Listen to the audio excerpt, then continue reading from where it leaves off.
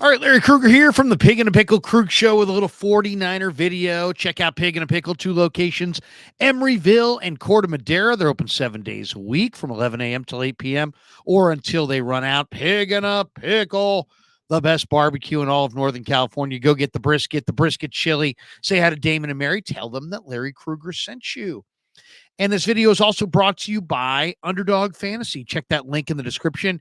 Use the promo code Krug, and they will match you up to your first $100. All right, the 49ers on this Wednesday preparing for no game this weekend. That's right. They get the glorious bye in the wild card round. And so they'll sit around this weekend watching the games. And if the Cowboys lose to the Packers come to Levi's Stadium next week in the divisional round. If the Cowboys beat the Packers, then the Lions lose to the Rams, and the Rams will be coming to Levi's Stadium. If the Lions and Cowboys both win, it'll be the winner Monday night of Eagles Buccaneers in Tampa. That winner will come to Levi's Stadium next weekend in the divisional round. So the Niners will be, are preparing as best they can this week for all 4 opponents. And then as of Sunday or Monday, they will know for sure who's coming to Levi's in the divisional round. The way I rank it is the last team I want to see is Green Bay because I think they got tremendous momentum. Then the Rams because of their divisional opponent status. Then flip a coin. I think I'd rather face the Eagles than the Buccaneers. But either way, I think both would be preferred over the Rams or the Packers. So that's how I look at wild card weekend. I'm rooting hard for Dallas to win, Detroit to win. I think there's a lot of people that look at it the opposite way. They're looking, maybe the Rams or the Packers could upset Dallas or Detroit and eliminate one of the big boys in the NFC. I look at Green Bay and the Rams as much more challenging teams and than most people do. And I'm hoping they both wind up getting eliminated and the Niners get the Eagles Buccaneer winner. They've beaten both the Eagles and the Bucs this year. All right, let's talk a little bit about some of the headlines today in 49er land. 49ers, a number of interesting topics today for the 49ers. They've had, a bunch of interesting headlines, I would say, in the last 24 hours for sure. And so let's talk a little bit about what exactly the 49ers are doing. The Niners today announced they've signed cornerback Terrence Mitchell and defensive lineman Sam Okuayinonu to the practice squad and placed Taylor Hawkins, the safety, and Jason Verrett on the practice squad injured reserve list. In addition to that, the team has opened the injured reserve practice window for George Odom. Now, Mitchell has been with the Niners before. He's 5'11", 191-pound defensive back. He was originally drafted by the Dallas Cowboys in the 7th round of the 2014 draft. He's had an 8-year NFL career with Dallas, Chicago, Kansas City, Cleveland, Houston, and Tennessee.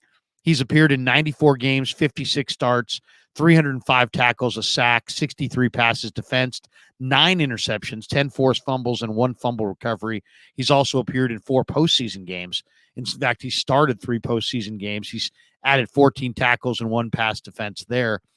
This year, the Mitchell signed a 1-year deal with the Niners on July 26th and then was released by the team on August 9th. He's a 31-year-old native of Sacramento, played with Eric Armstead at Oregon, attended Oregon from 2010 through 2013, played in 40 games for the Ducks, 38 starts, registered 144 tackles, 7 interceptions, 25 passes defense, 4 fumbles, and 1 fumble recovery.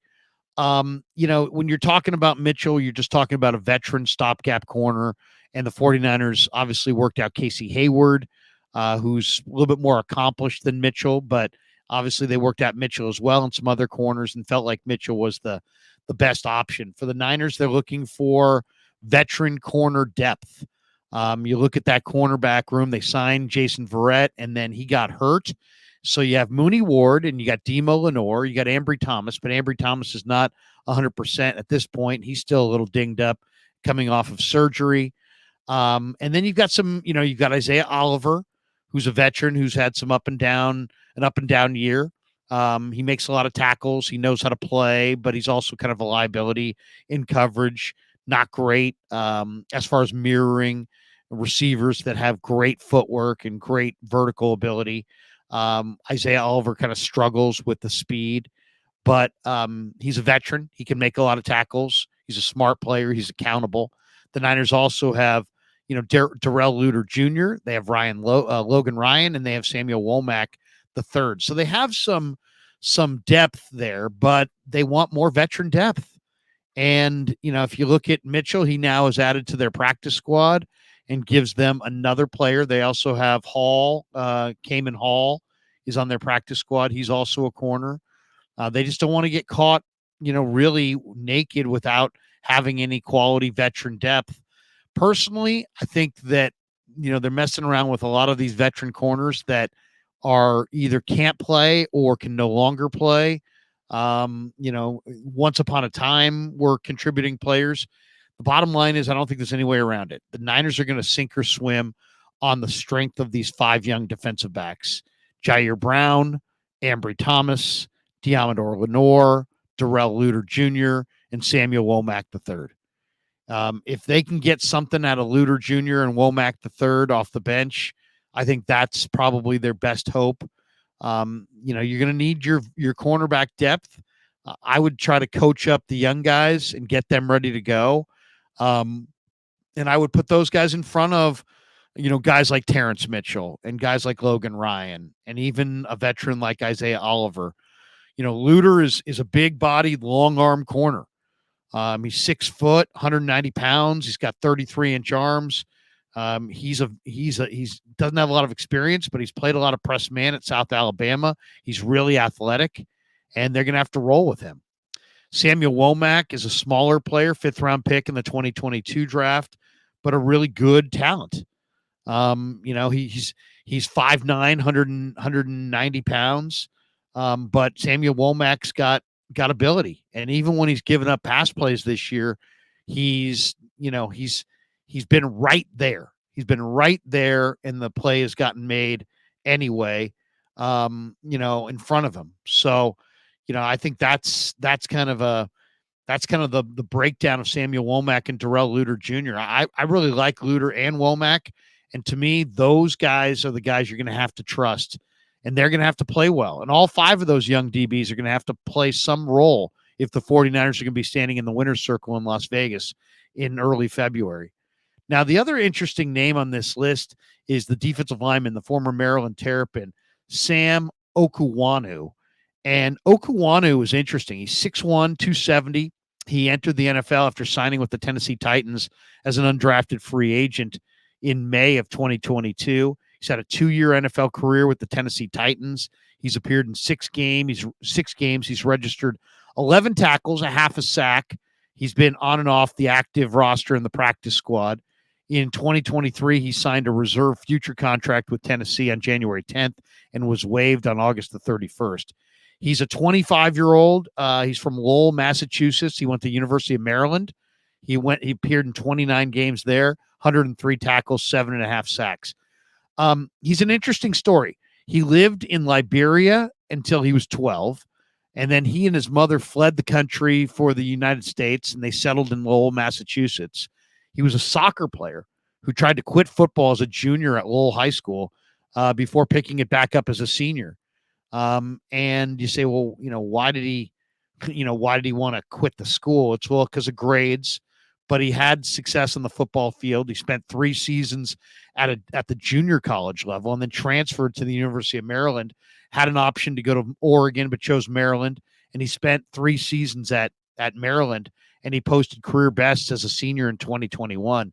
And if you look at him, he's got a stout frame, real muscular body, violent hands. He can work through and off blockers and get to the quarterback. He's kind of a little bit of a tweener. So he doesn't have the ideal length and, speed to run the loop outside. And yet inside, he's a little bit undersized. But he plays with, he's not doesn't have the greatest instincts, but he plays with an active hands, a, a motor that just doesn't stop. He's got natural power, and he can be disruptive, and he's a work hard kind of a guy. He's not exactly what you want in any phase, right? He's not exactly what you want as a defensive end. He's not exactly what you want as a defensive tackle, but in a looping scheme, in a scheme where you're moving linemen around, I like what I see. 6'1", 270 with a good motor, really, really strong at the point. So I like the pickup for depth. I mean, for when you're talking about a January 10th pickup of a practice squad player, you're talking about, a world where the talent's been picked over several times through. But Okuayinonu he definitely is a guy who's got some ability and has a motor. And so if they got to lean on him, I think he can probably do something and come in and actually contribute. So something to watch for. As far as a couple other Niner notes, it appears that Drake Jackson has recently undergone surgery. He shared a post on his IG with the caption, "I'll be back with a vengeance." I love this guy, man. Drake's a great kid. He's been on injured reserve since November 11th due to this knee injury. He was eligible to return, but Kyle Shanahan kind of admitted that he wasn't close to making a comeback when he was asked about the possibility earlier this week. In fact, Tuesday during the conference call, when he was asked about Drake, Shanahan said, "I don't think he's healthy enough to come off yet. I don't think that's an option right now." So it's probably, this means that his second year in the NFL is officially over.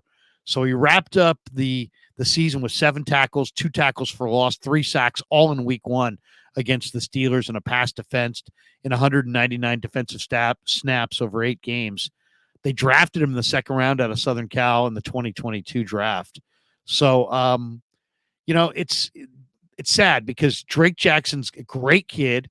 He's got tremendous ability, and it just hasn't happened yet for him. But I would be the last person that would give up on this kid because I really believe in him. He's a tremendous person.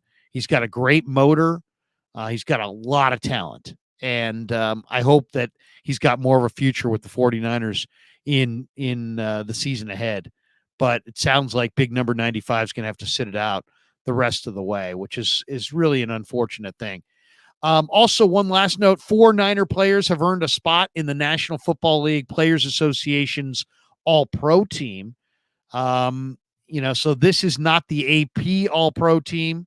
This is the NFLPA's version of the All-Pro team. This one is voted on exclusively by the players.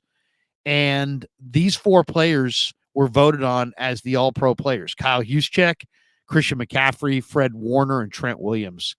So, and for Williams and Juszczyk, they get, this designation for the second consecutive year. It's when you're voted to an All-Pro team, whether it be, the AP All-Pro team, or in this case, the Players Association All-Pro team, there's only one guy per position. That means you're the best at your position in the entire league. So just to put this in perspective, on offense, they have Lamar Jackson at quarterback, CMC at running back, Juszczyk at fullback, CeeDee Lamb and Tyreek Hill, the wide receivers, Travis Kelce, the tight end, Trent Williams, the left tackle, Joe Bitonio and Tyler Smith, the guards, Jason Kelce, the center, Zach Martin, the right guard, Lane Johnson, the right tackle. On defense, Myles Garrett and Max Crosby are the edge rushers. Dexter Lawrence is the nose guard. Chris Jones and Aaron Donald voted as the interior D linemen. Roquan Smith and Fred Warner as the linebackers. Deron Bland and Surtain the second from Denver, the corners. Jesse Bates the third from at the free safety spot. Kyle Hamilton, the strong safety. The kick returners, Kayshawn Nixon from Green Bay. Darius Davis, the former TCU star, the Chargers punt returner, is the all-pro punt returner. The special teamers are Jalen Reeves-Maben from Detroit and Brendan Schooler from New England. The kicker is Dallas's rookie Brandon Aubrey. The punter is A.J. Cole from Vegas. And the long snapper is Ross Matizik from the Jacksonville Jaguars. So there you go. And congratulations to those 4 guys: Juszczyk, McCaffrey, Warner, and Big Trent Williams being voted to the All-Pro team. All right, hope you enjoyed the video. Thanks to Pig and a Pickle for being the title sponsor. Thanks to Underdog Fantasy for sponsoring this video as well. Thanks to all you guys for supporting The Krug Show on YouTube.